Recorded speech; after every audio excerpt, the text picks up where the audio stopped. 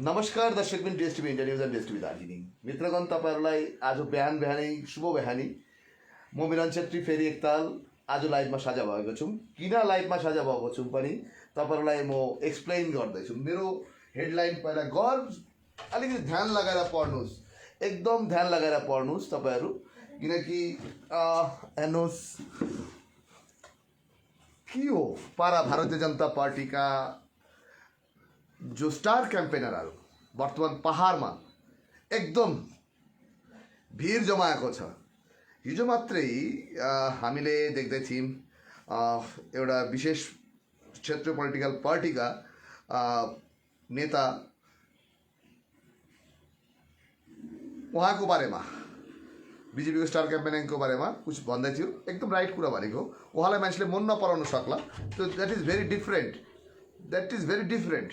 But त्यो मान्छेले हकीकत कुरा भन्ने खोजेको थियो। बट के हो पारा, किन हो यस्तो, म आज हिन्दीमा पनि बोल्छु किन यो एकदम इम्पोर्टेन्ट छ, एकदमै इम्पोर्टेन्ट छ।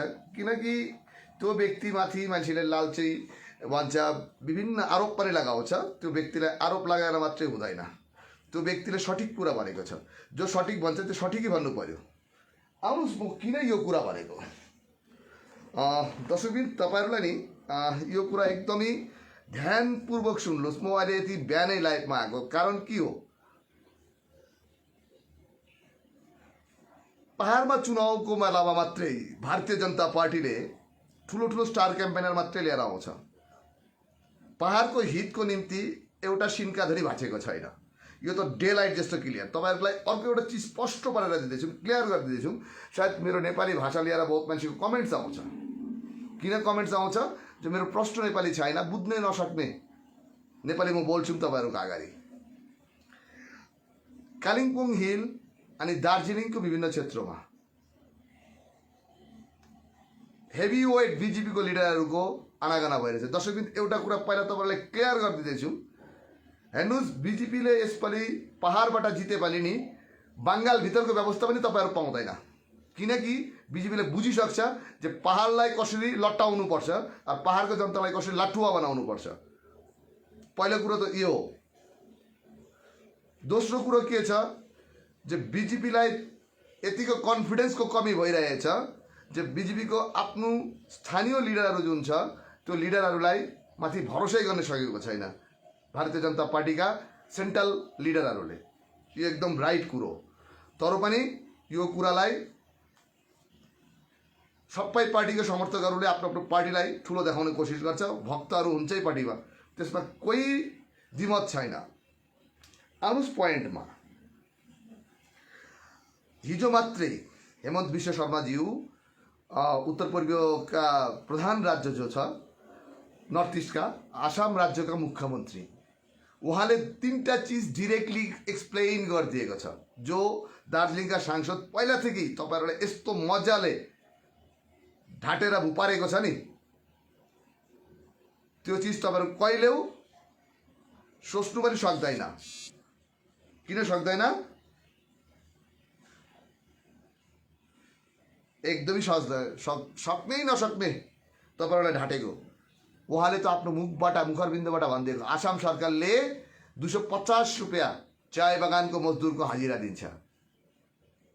मतलब यहाँ हाम्रो सांसदज्यूले के भन्दैछ, आसामको बारेमा बहुत पहिल्यै कुरा भनेको थियो। यही कुरा हिजो एउटा क्षेत्रीय पार्टीका नेताले फेसबुकमा बोल्दाखेरि बहुत भक्तहरूले उहाँलाई गाली गरेको थियो। हकीकत कुरा उहाँले भनेको थियो। हकीकत कुरा सबै टाइममा तितो हुन्छ, तितो हुन्छ नि, लिनै नसक्ने। आउनुहोस्, म तपाईँहरूले किन यो कुरा भन्दैछु नि, यो उसको कुरा विशेष कारण पनि छ दाजुभाइहरू।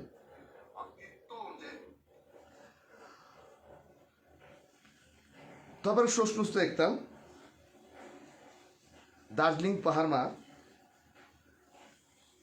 दार्जिलिङ पहाडका एमपीले शब्द चयन, उनको मुखको भाषा यति तल्लो स्तरको युज गर्दैछ नि, यति तल्लो स्तरको युज गर्दैछ। त्यो लिएर उहाँहरूको गठबन्धनको पार्टीका एउटा नेताले एउटा शब्द प्रयोग गरेको छ गरेको छैन किन गरेको छैन त्यसको पनि एक्सप्लेन छ विमलज्यू जस्तो मूर्खे लिडर पहाडमा उनीहरूसँग छ भने त्यो मूर्खेको ल्याङ्ग्वेज पनि त्यस्तै थियो नि त पहिला जमानामा चाय बगानको टी टुरिज्म बङ्गालमा सुरु भएको थियो बहुत साल पहिल्यै 2019 को छेउछाउमा त्यो लिएर पनि पहाडमा नि आमामामामामा कस्तो चाहिँ भइरहेको थियो चिया बगान बेचिदियो यता सबै गरिदियो आसामको टी टुरिज्म गएर हेर्नुहोस् म तपाईहरुलाई कम्पेयर गराउँदैन किन दार्जिलिङ पहाडमा अहिले शिक्षित व्यक्तिहरूको कमी छैन बहुत शिक्षित व्यक्तिहरू छ यति शिक्षित व्यक्तिहरू छ नि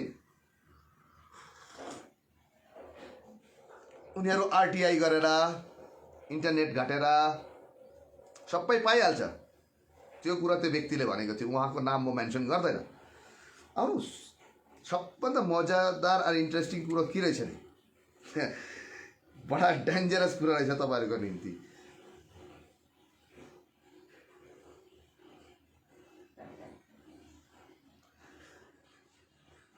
क्यान्डिडेट तपाईलाई भन्छ स्थानीय क्यान्डिडेट दिएको उनीहरू बाहिरको मान्छेको लागि तपाईहरुको जिउ कनाउँछ चिलाउँछ पनि बाहिरको स्टार क्याम्पेनर ल्याउने बाहिरको एमपी लिएर आउने एमपी त भाइ हिन्दुस्तानको जहीँ पनि गएर लडाई गर्न सक्छ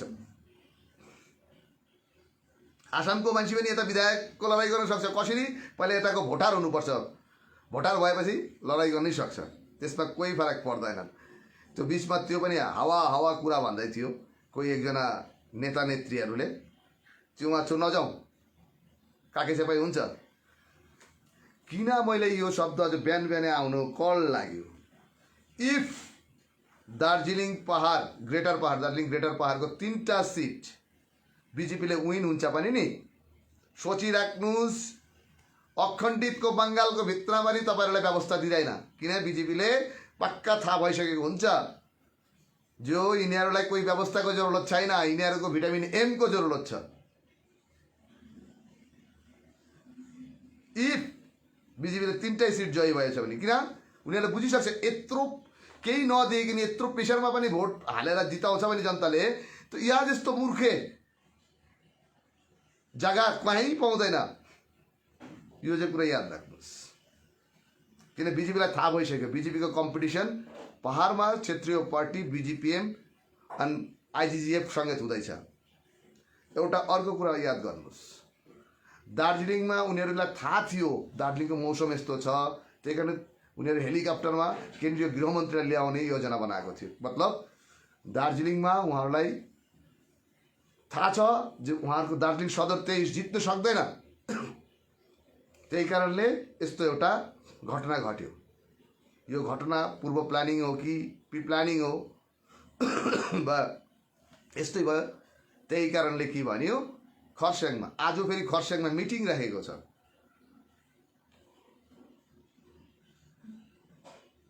महिला आरक्षण बिल लिएर बीजेपीलाई मुख डरेछ कहाँ डरेछ पार्लियामेन्टमा डिलिमिटेसनको साइड त्यो त बीजेपीले 2टा गेम खेलेको चुनावको अगाडि के 2टा गेम खेलेको बङ्गालको विधानसभा चुनाव त तमिलनाडुमा केरलामा महिला सशक्तिकरणलाई अगाडि बढाउँदै दिनको निम्ति यो बिल एडभान्सली स्पेशल सेसन ल्याएको 3 दिनको लागि महिला भोटरलाई भोट टान्नुको एउटा मिसनरी हिसाबले प्रयोग गर्ने खोजेको बीजेपीले 100% मेरो 36 वर्षको पत्रकारिता तजुर्बामा म त्यो बीचमा आज 22 साल पार्लियामेन्टमा पत्रकारिता गर्दैछु 22 साल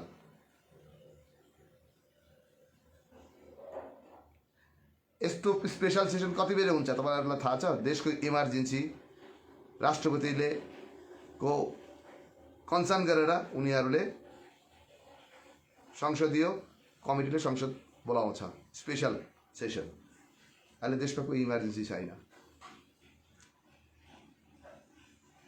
तो भाई पहाड़ को जनतालाई बुझाउनुको निम्ति पहाड़ले नबुझेपछि हामीले केही लाग्दैन।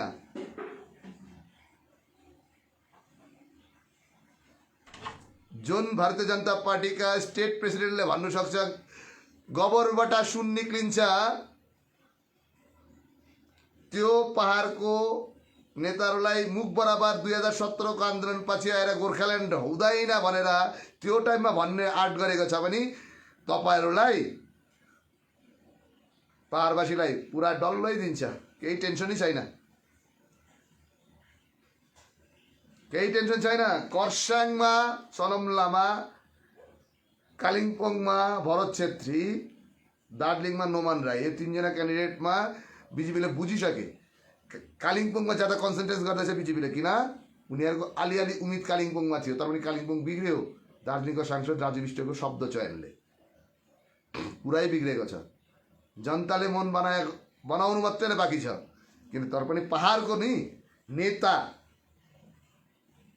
और जनता को कम्बिनेसन के छ भन्नुस् त? चुनावको आजको रातिदेखि सुरु हुन्छ महल, पहाड़को नेताको पहल और जनता को चहल। मतलब नेता जाएंगे और जनता स्वीकारेंगे प्यार। तो दर्शकबिन, आप लोग को सीधा बात म एउटा कुरा भन्ने चाहन्छु, सीधा बात बोलना चाहता हूँ। पहाड़ में कभी इस बार बीजेपी जीतेंगे ना, दार्जिलिंग का नाम में विद इन बंगाल में भी कोई सेटलमेंट नहीं देगा इन लोग। क्यों? इन लोग को पता चल गया जो इस बार जीत गया तो भाई अगले 20 साल भी इन लोग जीतेगा, क्यों? जनता को भ्रमित करके, इसमें कोई भी शक नहीं। इसीलिए कोई एक व्यक्ति एक शब्द प्रयोग किया था, लाठुआ शब्द प्रयोग किया था, वो कहीं गलत शब्द प्रयोग नहीं किया था। हकीकत में हम लोग लाठुआ है, पहाड़ का आदमी बिल्कुल लाठुआ है। कुछ उपलब्धि ना करा के नेता को उपलब्धि होता है तब जाके हम लोग नेता का बात में बहा जाते हैं, वहां पे उन लोग को मतदान करते हैं। क्यों?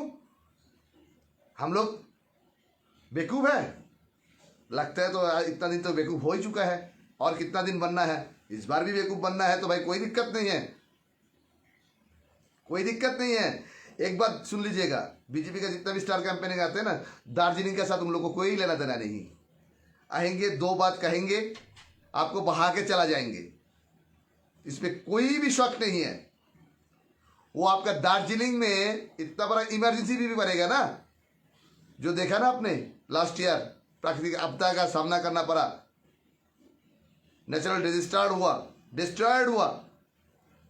सेंट्रल ने एक भी शब्द प्रयोग नहीं किया। क्या?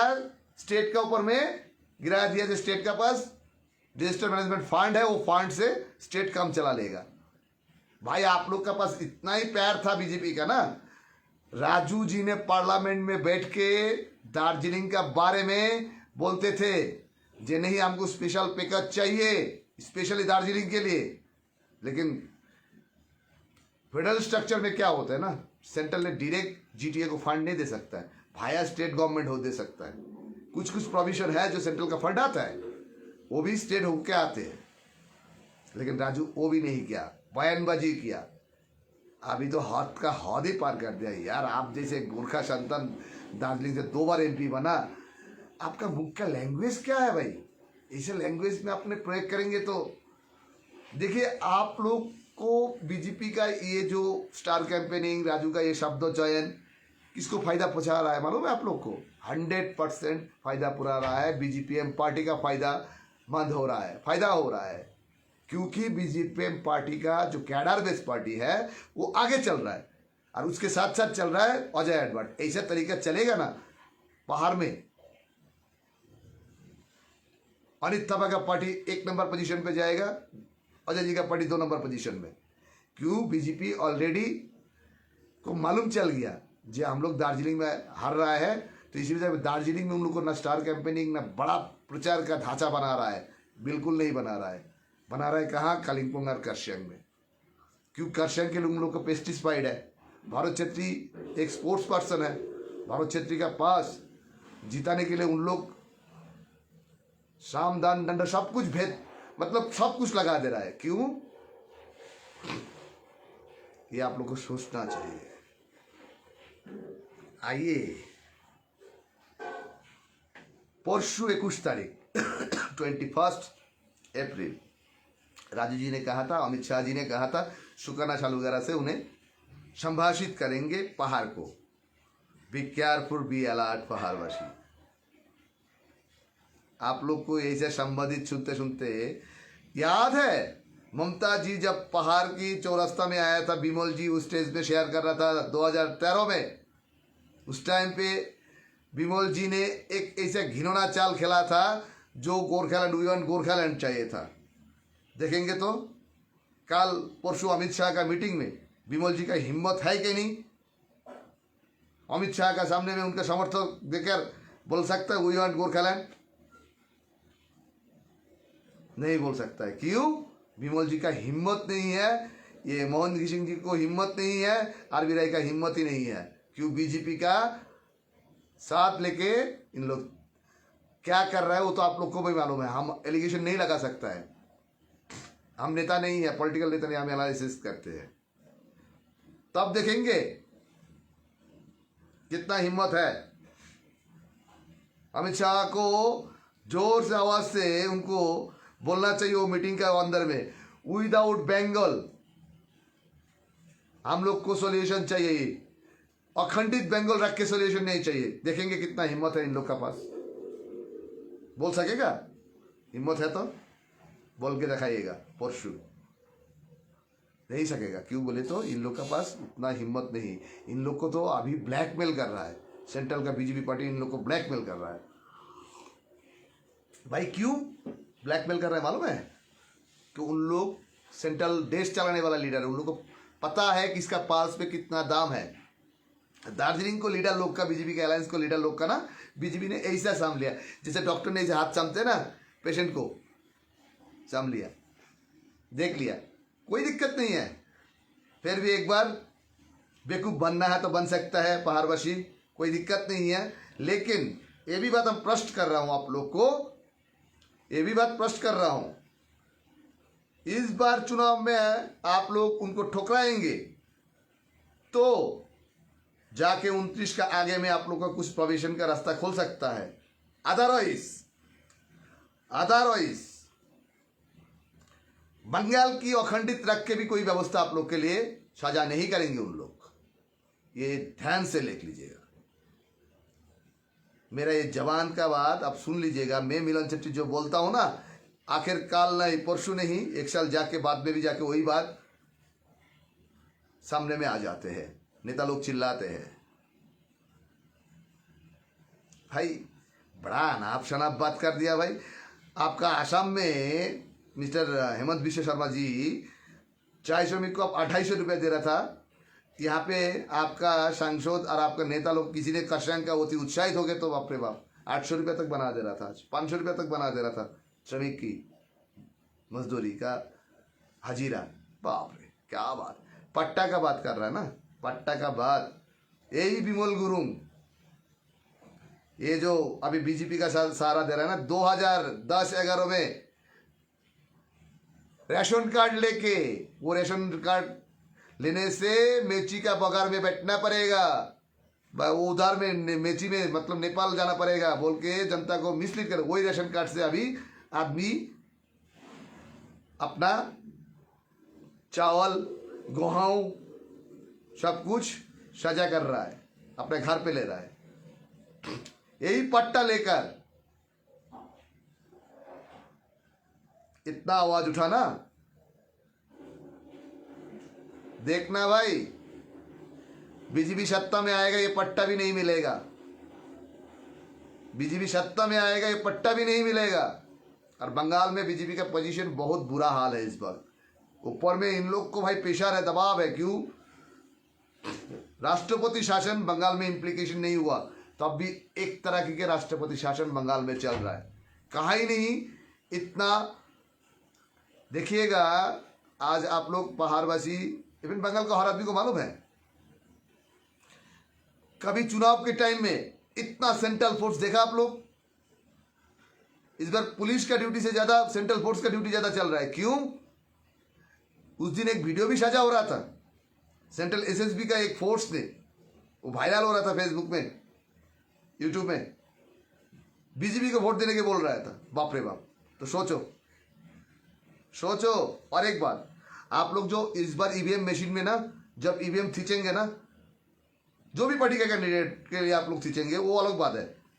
ईवीएम खींचने के बाद जो पेपर नीचे गिरते हैं ना, उस टाइम पे ध्यान रखना जो आप जिस सिंबल पे खींचा वो सिंबल का पर्ची नीचे गिरा कि नहीं गिरा।